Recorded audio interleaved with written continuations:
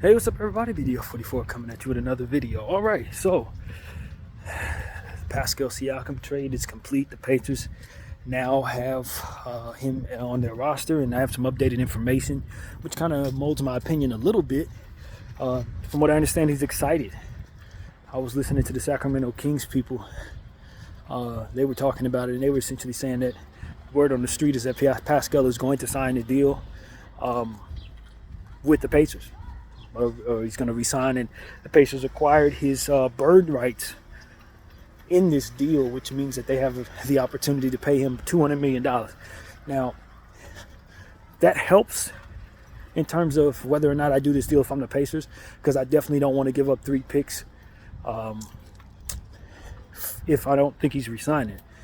But since he is resigning, I'm fine with doing the deal. There's only one problem. If I'm the Pacers, do I want to pay Pascal Siakam $200 million on top of Halliburton's $250 million, on top of whatever Miles Turner is making, on top of whatever, Mathurin? You're almost assured to lose either Mathurin or Nembhard or Naismith. You're almost certain to lose at least one of them dudes, because you're not going to have their money wrapped up in these 3 max contracts. So I just think the Pacers feel a lot better about doing this than I probably would if I were in their front office, to be honest with you. I wouldn't have signed off on this. Now, giving up 3 picks for Pascal Siakam when you know he's resigned is not a bad trade.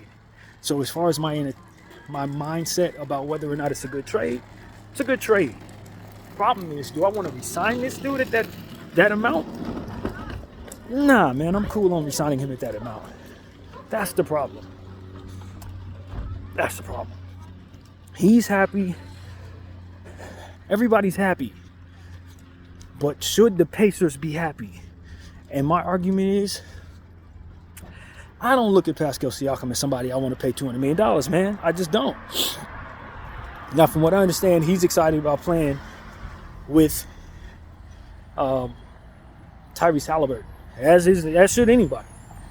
And maybe for strictly basketball reasons, you're super excited about this because he's the type of point guard who's going to make your life so much easier. Anybody and everybody should be willing to play with Tyrese Halliburton wherever he's at.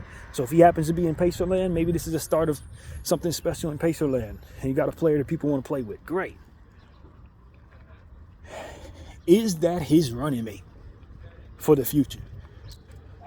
Or are we just signing up to get somebody because we can't get nobody, and we finally have somebody who's excited about being here? I get that part, because a guy like Jason Tatum ain't going to come to the Pacers under no circumstance. Luka Doncic ain't never come to the Pacers under no circumstance. I get all that, and maybe that influences my decision. Maybe you just have to be the team that pays Pascal $200 since nobody else, since nobody else is going to do that. I don't, it's hard to think from a small market's perspective, a team like the Pacers who never won a championship, who was going to have a hard time getting people. You think the only hope they have is to build through the draft, and that's tough because a lot of times picks don't pan out. You got an NBA champion like Pascal Siakam, who probably wouldn't sign with you under any other circumstance, but is super excited to play with your point guard. All right, fine. I've loosened up with if those are the circumstances. However, are we good enough to win a championship with what it is that we're ultimately going to want to build now? Maybe in a world where we get more, if we keep on moving, Mathurin has to continue to develop into something great, which I think is possible. Nembhard, Ben Shepherd, I like all those players. All of that looks good to me. Isaiah Jackson, he's really good. Sticks is still there, like him. You know what I mean? They got a nice team. Pacers got a really nice team. Obi Toppin, I always forget about. He's there. Jarris Walker. Now you got Jarris Walker being your 3rd string power forward, 4th, depending on where you put Jackson and put Sticks. It's not like they were lacking in the power forward position. Maybe they make a couple more trades to make the roster make a little more sense, if you ask me. Buddy Hield, from what I understand, the Toronto Raptors wanted them to throw in either Jarris Walker or Ben Mathurin, and I'd have given him the finger. Ain't no way I'm doing that. So that's why it cost him 3 picks. to make that deal, 3 first-rounders, because otherwise Masai Ujiri was trying to take one of their core young players. And, Masai is somebody I would give the finger in that situation. As I already said, there's no way I'm doing that. So, it's one of those situations where the price tag is a price tag for a guy who's won an NBA championship, two-time All-Star, Ben Mathurin. It's Pascal Siakam. The price is the price. So I'm not mad at the trade as it pertains to the price they paid. I don't know that I'd do it. But again, if I were to value Pascal, that's probably what I'd be willing to give up, especially since Masai wants young players that I'm not going to move on from. So, at the end of the day, the only way I'm really happy about this trade is if I'm now moving salary, if I'm the Pacers. Now I got to move Miles Turner or Buddy Hield, because I'm not going to want their salary on deck if what I got to do is repay Pascal Siakam at $200 million. Too much for Pascal Siakam in general, but definitely too much next to Miles Turner, and way too much next to what Buddy Hield's going to ultimately get. And I still got to have Mathurin's money. I still got to have Nembhard's money. And those guys are probably going to end up leaving me because they're going to be able to get more than I'm able to offer them now that I got all this salary on deck. So obviously Halliburton at $250 is, from what I understand, one of the dudes that I was listening to said that they have dreams of bringing in Paul George. I don't know how they're going to afford Paul George with all this salary on deck. That seemed like a pipe dream to me. That doesn't even seem realistic, especially unless Pascal takes a severe pay cut. Basically give half his money to Paul George, and Paul George is willing to take that pay cut to be there. And you're asking Paul George to leave Los Angeles, his home, and a contender. I don't see the Pacers landing Paul George in a reuniting situation without every single coin of his money. So, all of that doesn't seem real to me, but what does seem real to me is him having trouble re-signing somebody they're going to want to keep, one of them youngsters. And the development of Jarris Walker seems a little fuzzy right now, because I look at Pascal Siakam as a natural power forward. And again, Toppin, Jackson, Sticks, 3 young power forwards.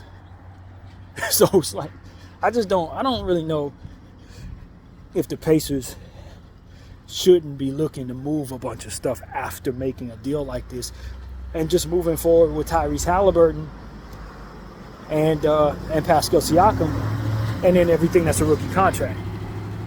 Everything else of salary, if they're like me, they're moving everything. Everything of salary. Anything that's the Buddy, Turner, anything that's going to cost that I don't think is my core is gone. Because some of this stuff we just ain't going to be able to re-sign. It ain't going to be enough money to. There's something called a salary cap, and you can't go over it. That's why I call it a cap. So, I don't know, man. I don't know. The Pacers, when you're in Indy, you got to be able to develop a culture that makes people want to come play with you. And while it seems that culture is now being developed, with Pascal having a desire to be there, ultimately, I'm not sure they can keep that culture strong if they continue to hold on to salary of players that are just good as opposed to great players. You need to keep your young players in place. You got to keep Mathurin. You got to keep Nembhard. You got to keep Naismith. You got to keep Shepherd. In my mind, Walker. Those are 5 guys that are going to have to get paid, man. Now, what's likely going to happen is the Pacers just going to render them being role players for the rest of their careers. That's what they want to do. So they only have to pay them like $25, $50 million a piece. That's what it looks like the Pacers are going to try to do. They ain't going to give these guys the minutes they're supposed to get. You know what I mean? They're going to screw them out of their development and out of their best opportunity so they can keep a deep team. And if I'm them, and if that's what I think is happening there, if I'm those guys' representation, I'm getting them out of it. We ain't going to let Jarris Walker go down the path of just being the next Dale Davis just so you guys can keep crap payroll. No. Hell no. Like, honestly, no. He's better than that, and you had better give him that opportunity to become better than that, or you're not doing right by him, Indy. And these are the type of things that I was getting a whiff teams doing.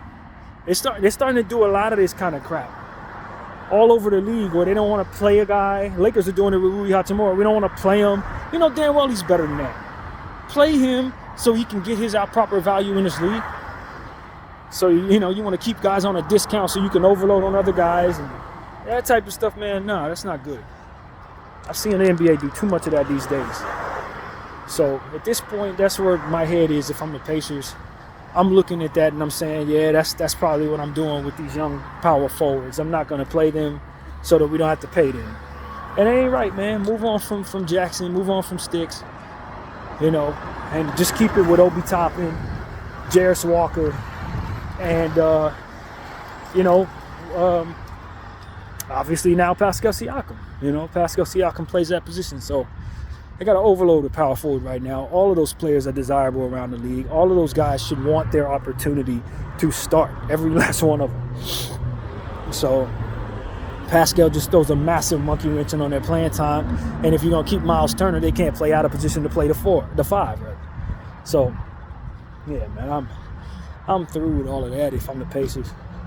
I like the team that I have, but I don't know that the players are going to like where they're at in the situation that they're in. You put them in a position to have only but so many minutes to do their thing.